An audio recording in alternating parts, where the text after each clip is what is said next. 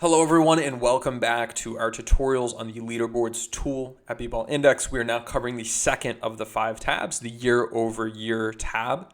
With this tab, really the reason you'd use it is to take a look at how a player's performance has trended over time and compare them with other players. Sometimes it's good to just see 2 guys in a single season, but if you want to see 2, 3, 4, 5 guys over multiple years, this is a great place to go. And so just as before, you can select several metrics, all of the ones we have available. Let's go LeBron, LeBron. We'll have overall impact and defensive impact. The players we've selected already from earlier are some strong defensive players. I'll narrow it down to just 3 to make it a little bit less complicated.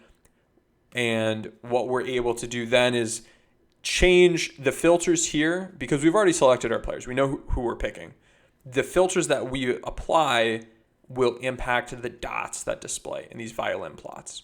So if we go up to 1,000 minutes, you're going to see fewer dots display when I rerun this. So let's see what that looks like. Fewer dots. If we want to look only at, let's say, centers, that's going to narrow down the dots available. And you'll notice our filters that are available tend to be pretty standard from tab to tab. We've got roles, positions, handedness, minutes, seasons, age, whatnot. If we only want to look at the past 3 years, we can do that really easily.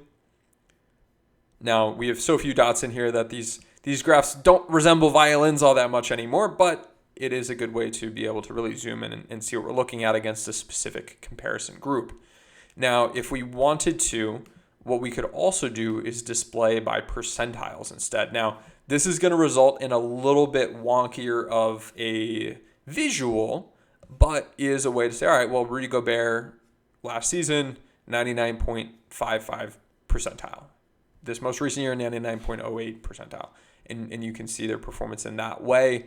I like to go by just the values because you get a better sense of the overall distribution. Some distributions are more normal. Some of them, most players happen to be low or most players happen to be high. Like, for example, if we go to ball dominance, you'll see that most players tend to be lower, and there are a few players that have the ball in their hands more often.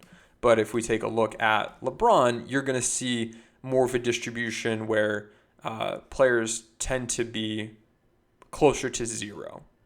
So that's how you would utilize that. If you are going the percentiles route, you can filter and say, I only want to look at guys below the 50th percentile, for example. So you've got options there. From a screenshot standpoint, you can hit the screenshot button. You can also just right-click, save image as. So you've got a couple good options there. That's all for now. This is our year-over-year tool. A nice, great tool to be able to see, all right, well, has this guy really been trending down, or find guys who have been trending up? It's a good way to visualize the information to make it easier for you or those you're presenting to analyze information.